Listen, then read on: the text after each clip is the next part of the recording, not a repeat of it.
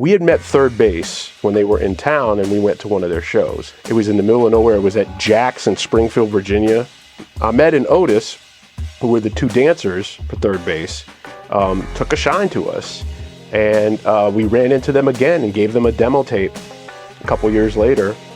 And they called us immediately. We're like, we want to manage you. They took our demos to several different labels. We had heavy interest from a record label, from Polydor Records. We had heavy interest from a couple other labels. Stuff didn't materialize. The Polydor deal fell through.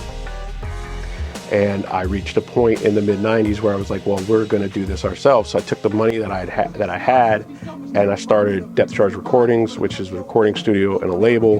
And the first single that Depth Charge Recording put out was the Lower Life Forms Open Invitation single. And that was going to be the single for the album, The Whole Universe Is Ours. By this time, Jay Cosell, he was now back in our crew. We put out his record. We put out a 12-inch single for him.